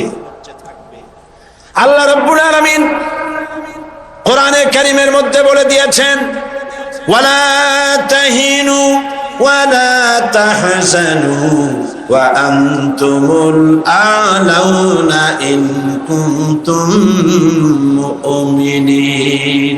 কোনো ভয় নাই, কোনো চিন্তা নাই, যদি তোমরা মুমিন হও আমি আল্লাহ রাব্বুল আলামিন তোমাদেরকে জয়ী করে দেব। বিজয় তোমরাই লাভ করবে। নবী করিম সাল্লাল্লাহু আলাইহি ওয়াসাল্লাম হিজরত করলেন, মক্কা শরীফ থেকে মদিনায় চলে এলেন। তিনি আজ মদিনা স্টেটের প্রেসিডেন্ট। সুবহানাল্লাহ বলেন। রাতের আধারে এসেছেন, রাতের আধারে এসেছেন, একজন মানুষ সাথে নিয়ে। আজ রাসূলুল্লাহ প্রেসিডেন্ট। বদরের বিজয় হয়েছে, ফতে মক্কার সময় এসেছে। রাসূলুল্লাহ মক্কা দখলের জন্য যাচ্ছেন। সাথে আজ কত লোক? 10,000। কয় হাজার? 10,000 সেনাবাহিনী সাহাবীদের সাথে নিয়ে চলেছেন। হাতে 10,000 তরবারি চকমক করছে। মক্কার পাশে এসে যখন পৌঁছে গেছেন, একবার রাসূল করিম সাল্লাল্লাহু আলাইহি ওয়াসাল্লাম যাচ্ছিলেন পথ দিয়া, জঙ্গল থেকে একটা উট বেরিয়ে এসে হুজুরের পায়ের উপরে চুমা খাইলো। সেজদার মতোই করলো। সাহাবায়ে কিরাম বলেন, ইয়া রাসূলুল্লাহ, জঙ্গলে উঠির কি খুশকিসমত, হুজুরের পায়ের উপরে চুমা খাইলো, মাথা লাগালো। হুজুর যদি অনুমতি দিতেন আপনারে সেজদা দিয়ে আমরা ধন্য হতাম। নবীজি বলেন, খবরদার, এই পৃথিবীর কোন মানুষ কোন মানুষকে সেজদা দিতে পারে না। আমি যদি কোন মানুষকে মানুষের জন্য সেজদা করা জায়েজ করতাম, তাহলে দুনিয়ার সমস্ত নারীদের বলতাম স্বামীর সামনে সেজদা দিতে। সেজদা হবে কেবলমাত্র কার? আর কারো হতে পারে না। আমার ভাইয়েরা, মাছে গিলে ফেলেছে, মাছ পানির অথল তলদেশে চলে গেছে, মাছের পেটের ভিতরে জানলা নাই, দরজা নাই। হযরত ইউনূস আলাইহিস সালাম লক্ষ্য করলেন, এখন তো আর বাঁচতে পারবো না, মরা ছাড়া পথ নাই। ইউনূস আলাইহিস সালাম চিৎকার মারলেন, লা ইলাহা ইল্লা আনতা সুবহানাকা ইন্নী কুনতু মিনাজ জালিমিন। পড়েন সবাই, লা ইলাহা ইল্লা আনতা সুবহানাকা ইন্নী কুনতু মিনাজ জালিমিন। লা ইলাহা ইল্লা আনতা, আল্লাহ তুমি ছাড়া কেউ নাই, তুমি ছাড়া কেউ নাই, কোন ইলাহ নাই, মাবুদ নাই। আমি তোমার পবিত্রতা ঘোষণা করছি, তুমি দয়া করে আমাকে বাঁচাও, আমি আমার নিজের উপর জুলম করেছি।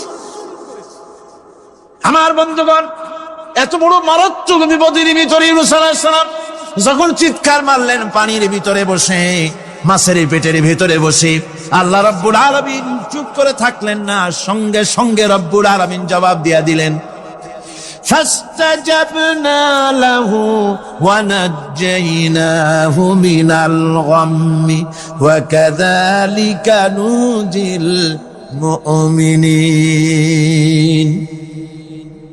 আমি বললাম, ইউনূস তুমি বিপদে পড়েছ, তুমি যখন চিৎকার মারলে তোমার চিৎকারের আওয়াজ দুনিয়ার কেউ শোনে নাই, কোন রাজা বাদশাহ, তোমার আত্মীয় বন্ধু বান্ধব কেউ শোনে নাই।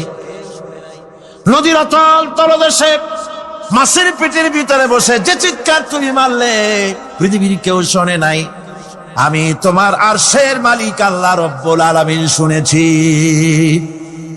শুধু শুনি নাই, জবাব দিয়া দিলাম, মাছের পেটের ভিতরে বেদনার সৃষ্টি করে দিলাম।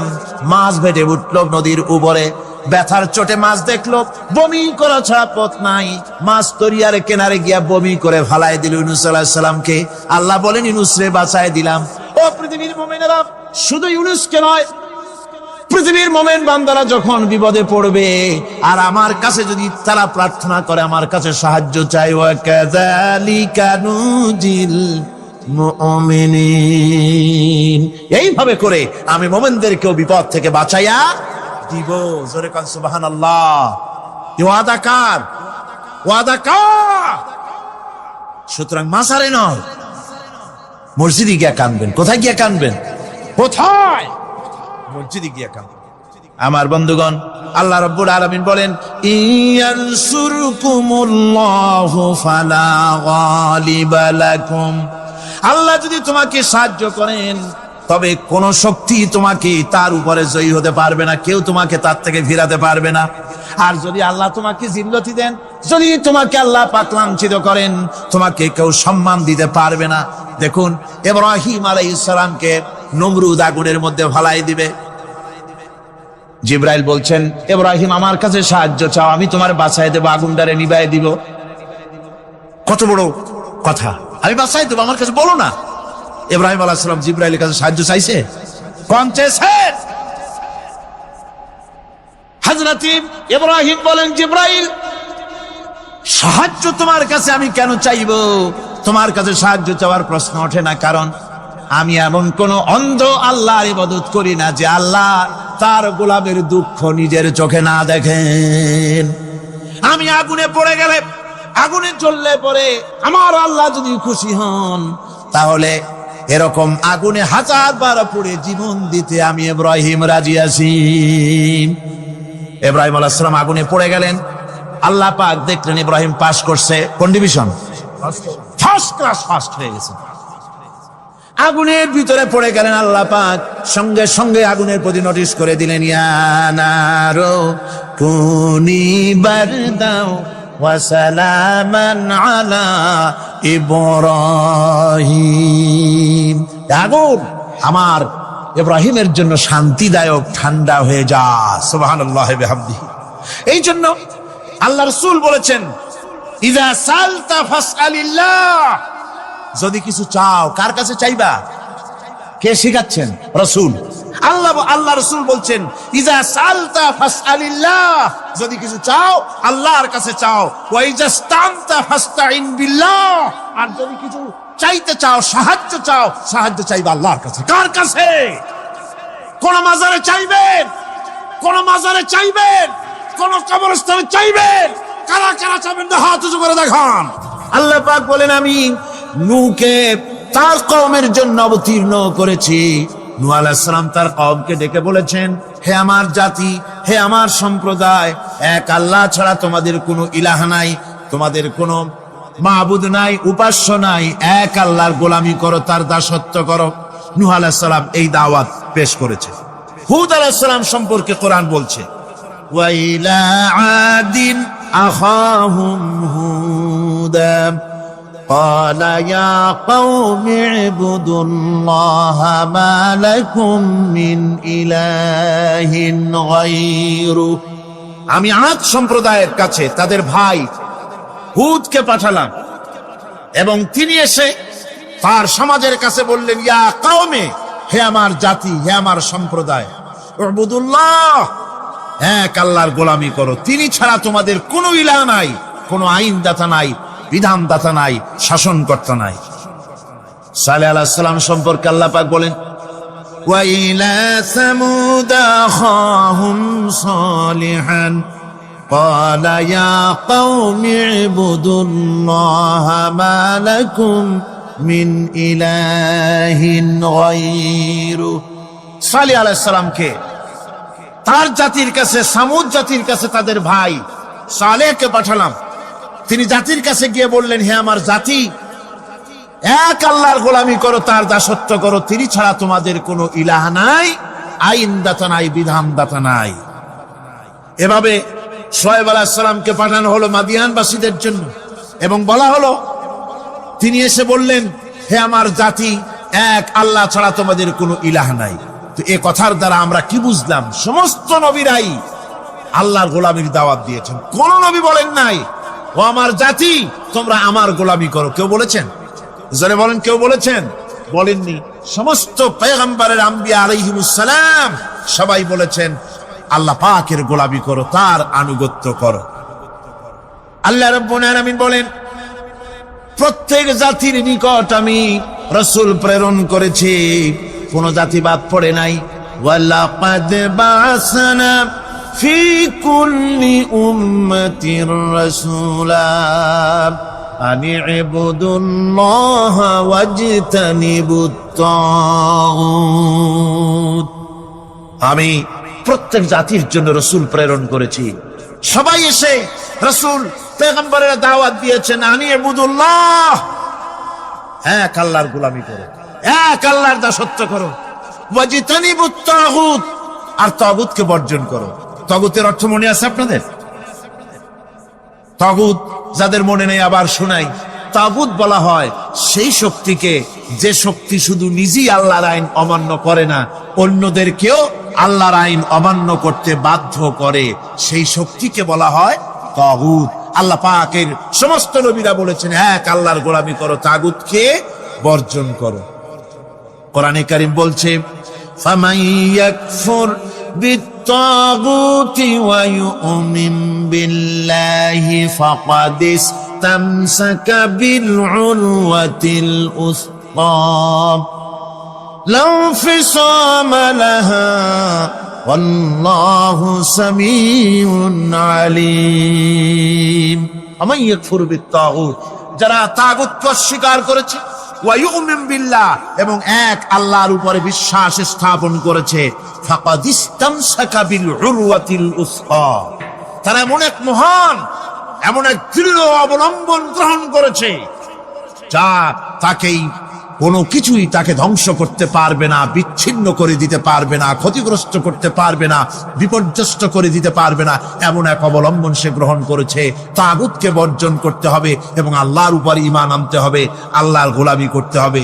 এই কথাই কোরআনে কারীমের মধ্যে আল্লাহ সুবহানাহু ওয়া তাআলা বারবার বলেছেন, গোলামি করতে হবে আল্লাহ পাকের।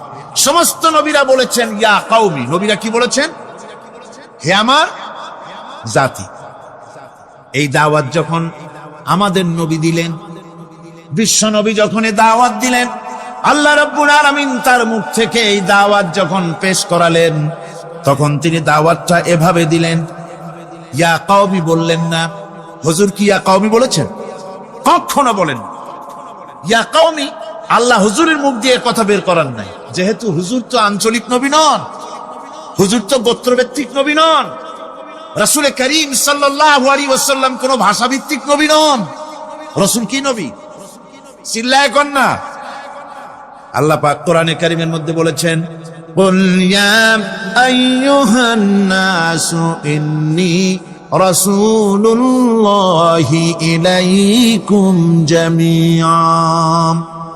হে নবী আপনি বলুন, ও মানব সকল, ও পৃথিবীর মানব সকল, আমি আল্লাহর পক্ষ থেকে তোমাদের সকলের জন্য আমি নবী হয়ে এসেছি।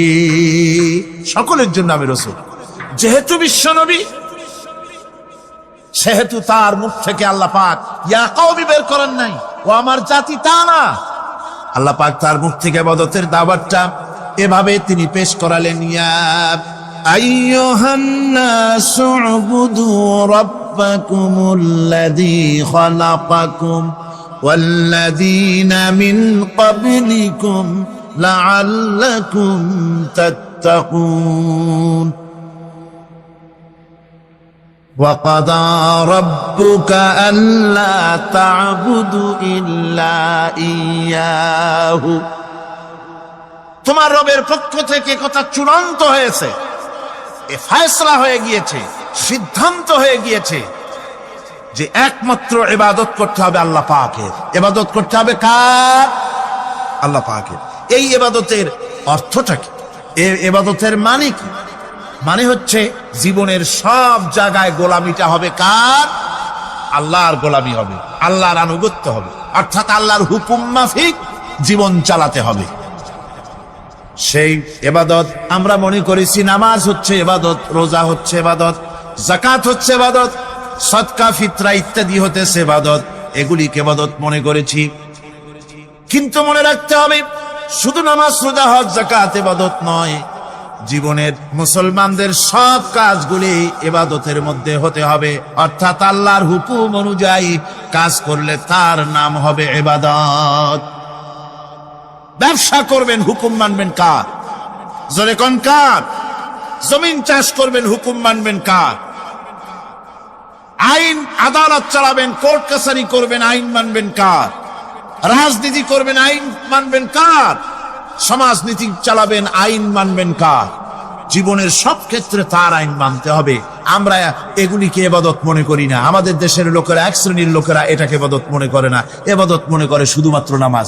আচ্ছা, নামাজ যদি শুধুমাত্র ইবাদত হয় তাহলে তার অর্থ কি দাঁড়াবে? তার অর্থ দাঁড়াবে এই যে 24 ঘন্টার ভিতরে নামাজ পড়তে সময় লাগে কতক্ষণ? কত? 5 ওয়াক্ত নামাজ পড়তে, উজু করে পবিত্র হয়ে জান নামাজ বিছায়া 5 ওয়াক্ত নামাজ পড়তে খুব বেশি 1 ঘন্টাই লাগুক। জি, 1 ঘন্টা, 100 ঘন্টা। তাহলে কি হলো অর্থ?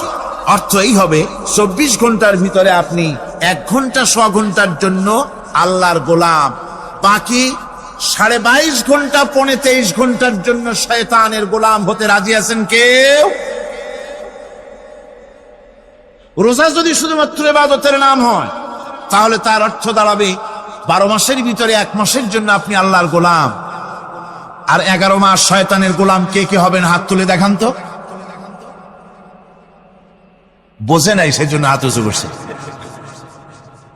বাকি 11 মাসের জন্য শয়তানের গোলাম হতে কেউ রাজি আছেন? তাহলে বোঝা যাচ্ছে নামাজ রোজাই শুধুমাত্র ইবাদত নয়। যেমন মানুষের হাত, এটার নাম কি? এইটার নাম কি? এটার নাম কি? এক একটা অঙ্গের এক একটা নাম। চোখ, নাক, মুখ, হাত, পা, এক একটার এক একটা নাম। তাহলে মানুষটা কই? সবটা মিলে মানুষ, সবটা মিলে কি হলো? মানুষ হলো। অনুরূপ ভাবে নামাজ শুধু ইবাদত নয়, রোজা শুধু ইবাদত নয়, এগুলি হচ্ছে ইবাদতের অঙ্গ, ইবাদতের পার্ট। নামাজ, রোজা, হজ, যাকাত, সাদকা, ফিতরা, মানুষের প্রতি ভালোবাসা, পরের উপকার করা, মা বাপকে মহব্বত করা, শ্রদ্ধা করা, ভালো কাজের আদেশ করা, অসৎ কাজের নিষেধ করা, এর সমস্ত কাজগুলো মিলিয়ে হচ্ছে ইবাদত। কথা বুঝতে পেরেছেন? এই অর্থে নামাজ পড়াও ইবাদত, নামাজ না পড়াও ইবাদত। রোজা রাখাও ইবাদত, রোজা না রাখাও। মনের মধ্যে চিন্তায় পড়ে গেছেন হয়তো এখন যে নামাজ পড়া তো ইবাদত বুঝলাম, না পড়া ইবাদত, এ আবার কোন ফতোয়া দিলেন? রোজা রাখা ইবাদত, আবার না রাখা ইবাদত, এটা কেমন কথা বললেন? চিন্তা আসতে পারে। হ্যাঁ, কথা ঠিকই, নামাজ পড়া ইবাদত, না পড়াও ইবাদত। সর্বক্ষণ আপনি নামাজ পড়েন, জায়েজ আছে, কিন্তু 24 ঘন্টার ভিতরে 3টা সময় নামাজ পড়া হারাম। কোন কোন সময়? ঠিক সূর্য উদয় হওয়ার সময়, ঠিক সূর্য মাথার উপরে থাকার সময়, আর ঠিক অস্তগামী হওয়ার সময়। এই 3 সময় নামাজ পড়া সম্পূর্ণ নিষিদ্ধ। এই 3 সময় নামাজ না পড়াটাই ইবাদত। আল্লাহর হুকুম মানতেছেন, নিষেধ করা হয়েছে নামাজ পড়ো না, পড়বেন না। আবার রোজা রাখা, সারা বছর রোজা রাখেন, সওয়াব হবে, কিন্তু বছরের 2 ঈদের 5 দিন রোজা রাখাকে হারাম করা হয়েছে। এই সময় রোজা না রাখাটাই, তাহলে কি বোঝা গেল? বোঝা গেল এই জীবনের সমস্ত কাজগুলি আল্লাহর হুকুম মাফিক হওয়ার নামই। আপনি ব্যবসা করতে যাবেন, ওজনে যদি কম না দেন, খাদ্যে যদি ভেজাল না দেন, আর আপনি যদি সততাপূর্ণ ব্যবসা করেন, যতক্ষণ ব্যবসার ওই দোকানে বসে থাকবেন, ফ্যাক্টরিতে বসে থাকবেন, ততক্ষণ পর্যন্ত আপনার ইবাদত হবে। আপনি চাকরি করবেন, আপনি যে কোনো কাজ করেন না কেন, আল্লাহর হুকুম মাফিক যদি হয়, ইবাদত হয়ে যাবে। এই জন্য আল্লাহ রাব্বুল আলামিন ইবাদত করার জন্যই মানুষকে তৈরি করেছেন। মানুষের কাজ হলো আল্লাহর গোলামি করা, আল্লাহর হুকুম পালন করা। এই হুকুম পালন করতে গিয়ে আল্লাহ পাক হুকুম পালনের জন্য বলছেন, ওয়া'বুদুল্লাহা ওয়া লা তুশরিকু বিহি শাইআ। ওয়া'বুদুল্লাহ, আল্লাহর ইবাদত করো, আল্লাহর গোলামি করো, আর তার সাথে কোনো শরীক স্থাপন করো না। পৃথিবীর মধ্যে আমরা তো সুখ শান্তি চাই, দুনিয়ায় 2 মুঠো খেতে চাই, 2 মুঠো যদি খেতে চাই, পড়তে চাই, পৃথিবীর মধ্যে যদি শান্তিতে থাকতে চাই, তাহলে ইবাদত করা লাগবে। ইবাদত করলেই খাবার পাওয়া যাবে। ইবাদত করলে কি পাওয়া যাবে? খাবার পাওয়া যাবে। আল্লাহ রাব্বুল আলামিন কোরআনে কারীমের মধ্যে বলেছেন, ফালইয়াবুদু রাব্ব হাযাল বাইত আল্লাযী আত'আমাহুম মিন জু'ইন ওয়া আমানাহুম মিন খাউফ। কুরাইশদেরকে বলছেন, ও কুরাইশরা, এই ঘরের মালিকের ইবাদত করো। কোন ঘর? কাবা ঘর। এই কাবা ঘরের মালিক কে? আল্লাহ। এই ঘরের মালিকের ইবাদত করো। কি হবে তাহলে? এই ঘরের মালিকের ইবাদত যদি করো, দাসত্ব যদি করো, আনুগত্য যদি করো, তার গোলামি যদি করো, তাহলে কি হবে? আল্লাযী আত'আমাহুম মিন জু', তিনি তোমাদের ক্ষুধার সময় খেতে দিবেন। সুবহানাল্লাহ। কর ক্ষুধার সময় খাবার পাবে। ওয়া আমানাহুম মিন খাউফ, আর যখন বিপদ আসবে, মুসিবত আসবে, সন্ত্রাস সৃষ্টি হবে, বিপদ মুসিবত আসবে, ভীতি আসবে, ভীতির সময় আমন আমান, নিরাপত্তা পয়দা করে দিবেন আল্লাহ সুবহানাহু ওয়া তাআলা এই ইবাদতের মাধ্যমে। সুতরাং আমার ইবাদত করো। আর যদি জান্নাতে যেতে চাও, কি বলেন, আমরা কি বেহেশতে যেতে চাই? আর যারা কথা কইলেন না, আমরা কি জান্নাতে যেতে চাই? অবশ্যই আল্লাহর জান্নাতে যেতে চাই। আল্লাহ পাক বলেন, আমার জান্নাতে যদি যেতে চাও, তাহলে ইবাদত করা ছাড়া পথ নাই। ফাদখুলি ফি ইবাদি ওয়াদখুলি জান্নাতি, আমার বান্দার মধ্যে শামিল হও, আমার গোলামির মধ্যে শামিল হও, আমার ইবাদত করো জীবনের সকল ক্ষেত্রে, আমার গোলামির মধ্যে শামিল হও, আমার জান্নাতে চলে যাও। সুবহানাল্লাহ। আমার গোলাম হওয়া ছাড়া, আমার গোলামি করা ছাড়া জান্নাত পাওয়া যাবে না। আমার বন্ধুগণ, এবার আল্লাহ রাব্বুল আলামিন বলছেন, যদি আমার সঙ্গে দেখা করতে চাও, আল্লাহর সঙ্গে যদি কোনো বান্দা দেখা করতে চায়, আমরা আল্লাহরে দেখতে চাই কিনা? চাই কিনা আল্লাহকে দেখতে? আল্লাহ পাক বলছেন, আমারে যদি দেখতে চাও, ফামান কানা ইয়ারজু লিকা রাব্বিহি ফালইআমাল আমালান সালিহান ওয়ালা ইউশরিক বিইবাদাতি রাব্বিহি আহাদা। আমার সঙ্গে যদি দেখা করতে চাও, তোমাদের মধ্য থেকে কেউ যদি আমার সাথে দেখা করতে চায়, সে যেন ভালো কাজ করে, ভালো আমল করে, আর আমার ইবাদতের সঙ্গে কাউকে যেন শরীক না বানায়, তাহলেই আমার সঙ্গে কিয়ামতে দেখা হয়ে যাবে। জোরে বলেন সুবহানাল্লাহ।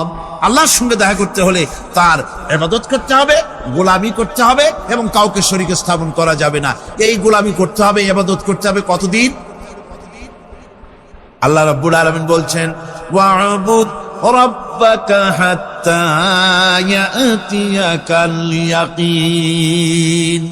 ইবাদত করো, গোলামি করো, যতক্ষণ পর্যন্ত নিশ্চিত সেই সময়টি এসে না যায়, তার মানে মৃত্যু পর্যন্ত আমার গোলামি করতে থাকো। মৃত্যু পর্যন্ত গোলামি হবে কার? আল্লাহ সুবহানাহু ওয়া তাআলা। সেই আল্লাহ পাকের গোলামি জীবনের সকল ক্ষেত্রে করতে হবে, মৃত্যু পর্যন্ত সব ক্ষেত্রে গোলামি হবে আল্লাহ। আল্লাহর গোলামি হচ্ছে আল্লাহ যা নিষেধ করেছেন তার থেকে ফিরতে হবে, আর যা আদেশ করেছেন সেগুলি মানতে হবে। যারা নিজেদের সৃষ্টির উদ্দেশ্য বোঝে না, আল্লাহর সামনে মাথা নত করার পরিবর্তে অহমিকতা করে, অহংকার করে, আল্লাহর সামনে মাথা নত করে না, ইবাদত করে না আল্লাহ, তাদের সম্পর্কে আল্লাহ রাব্বুল আলামিন বলছেন, ইন্নাল্লাযীনা ইস্তাকবিরুনা আন ইবাদাতি সায়াদখুলুনা জাহান্নামা দাখিরিন। যারা আমি আল্লাহর সঙ্গে অহংকার করে, আমার ইবাদত করে না, আমার গোলামি করে না, আমার সামনে মাথা নত করে না, অহংকার অহমিকতা করে যারা জীবন চালায়, আমি কিয়ামতের দিন তাদেরকে লাঞ্ছিত করব আর জাহান্নামে পাঠাবো। যারা আল্লাহর গোলামি করবে না, আল্লাহর ইবাদত করবে না, অস্বীকার করবে আল্লাহর গোলামিকে, অহমিকতা করে চলবে, তাদের জায়গা হবে কোথায়? জাহান্নামের মধ্যে। সুতরাং মানুষের মর্যাদা বাড়ে আল্লাহর গোলামিতে। মর্যাদা বাড়ে কিসে? আল্লাহর গোলামিতে। গোলামি করলেই মর্যাদা বাড়বে। এই জন্য আল্লাহ পাক কোরআনের মধ্যে, কোরআনে কারীমের মধ্যে সবচাইতে মাহবুব, আল্লাহ পাকের মাহবুব বান্দাদের কথা যখন বলেছেন, তখন নাম নেন নাই, আব্দুন শব্দ ব্যবহার করেছে, গোলাম বলেছে, বান্দা বলেছে। আমার বান্দা। বান্দা হচ্ছে মানুষের জন্য সবচাইতে বড় ডিগ্রি আল্লাহর পক্ষ থেকে। আলিম, ওলামা, পীর, বুজুর্গ, সাহাবী, পেগম্বর, নবী, রাসূল, সবচাইতে বড় খিতাব হচ্ছে আব্দ। আল্লাহর গোলাম হওয়া, আল্লাহর প্রিয় ডাক হচ্ছে আব্দ। মানুষকে আল্লাহ যাকে সবচাইতে বেশি ভালোবাসেন, যাদেরকে বেশি ভালোবাসেন, তাদেরকে আব্দ বলেছেন। কি বলেছেন বলুন? আব্দ, বান্দা। আল্লাহ পাক এই পৃথিবীতে সবচাইতে বেশি ভালোবেসেছেন কাকে? মুহাম্মদুর রাসূলুল্লাহ সাল্লাল্লাহু আলাইহি ওয়াসাল্লাম। তাকে আল্লাহ পাক সবচাইতে বেশি ভালোবাসেন। এবার দেখুন আল্লাহ রাব্বুল আলামিন তার হাবিবকে কি নাম দিয়ে ডাকতেছেন? নাম নেন নাই, নবী এবং রাসূলও বলেন নাই। কোরআনে কারীমের ভিতরে রব্বুল আলামিন তার হাবিবকে আব্দ বললেন। যেমন দেখুন, ইন কুনতুম ফি রাইবিন মিম্মা নাযালনা আলা আবদিনা। আমি যে কিতাব নাজিল করেছি আমার বান্দার উপরে, তোমাদের যদি সন্দেহ হয়, এই যে বান্দা আমার আব্দের উপরে নাজিল করেছি, এই আব্দকে মুহাম্মদুর রাসূলুল্লাহ সাল্লাল্লাহু আলাইহি ওয়াসাল্লাম আব্দ। অর্থাৎ সবচেয়ে প্রিয় ডাক হচ্ছে আল্লাহর পক্ষ থেকে বান্দার জন্য আব্দ। স্নেহপূর্ণ না, স্নেহপূর্ণ ডাক, মহব্বতপূর্ণ ডাক। অন্য আয়াতে আমরা দেখতে পাই, তাবারাকাল্লাযী নাযালাল ফুরকানা আলা আবদিহি লিয়াকুনা লিল আলামিনা নাযীরা। অতীব বরকতপূর্ণ সেই মহান সত্তা যিনি তার বান্দার উপরে ফুরকান নাজিল করেছেন। হুজুরের নাম নেন নাই, রাসূল বলেন নাই, বলেছেন আব্দ। কি বলেছেন? আব্দ, আমার বান্দা। এরপরে আল্লাহ রাব্বুল আলামিন অন্য আয়াতে বলেছেন সুবহানাল্লাযী আসরা বিআবদিহি লাইলাম মিনাল মাসজিদিল হারামি ইলাল মাসজিদিল আকসা। সমস্ত দুর্বলতা অক্ষমতা থেকে মুক্ত সেই মহান সত্তা যিনি তার বান্দাকে রাতের একটি অংশে ইসরা করিয়েছিলেন। এখানে আব বলে আল্লাহ পাক বুঝিয়েছেন কার কথা? কার কথা বুঝালেন? রাসূল করিম সাল্লাল্লাহু আলাইহি ওয়াসাল্লামের কথা, তার কথাই বুঝালেন। তিনি হচ্ছেন আব। সুতরাং আবদিয়ত, গোলামি, আল্লাহর গোলামি হলো জীবনের সবচাইতে বড় কথা। আল্লাহর গোলাম হওয়ার চাইতে বড় আর কিছু নাই পৃথিবীতে। আমরা হচ্ছি আল্লাহর গোলাম। জোরে বলেন আমরা কি? আমরা যে গোলাম সে কথা বলতে মনে হয় কারো কারো একটু লজ্জা লাগে যে আমি চৌধুরী মানুষ বা অমুক একটা লোক, অমুক একজন সম্মানী লোক, গোলাম আমি, এটা বলা কি লজ্জার কথা। এরকম একটু মনে মনে কোনো অসুবিধা কারো হয় নাকি? জলে কন্ত আমরা কি? কার গোলাম? সুবহানাল্লাহ, আল্লাহর গোলাম। আমরা এমন মহান সত্তার গোলাম, মহান সত্তার বান্দা যার সমকক্ষ এই পৃথিবীতে কেউ নাই, আকাশেও কেউ নাই। প্রচন্ড ক্ষমতার মালিক এমন এক মহান সত্তার গোলাম আমরা। সুতরাং গোলামিটা করতে হবে সব ক্ষেত্রে। গোলামিটা হচ্ছে না আমাদের গোলামি হচ্ছে না। আমাদের জমিনে আমরা জমিন চাষ করি, আল্লাহর গোলামি সেখানে করি না। জমিন চাষ করতে গিয়ে, লাঙ্গল দিয়ে চাষ করতে গিয়ে পরের জমিনের আইল ঠেলে না, এমন এলাকা খুব কম আছে। অবশ্য চট্টগ্রামের কথা ভিন্ন, এখানে ঠেলাঠেলি করে না।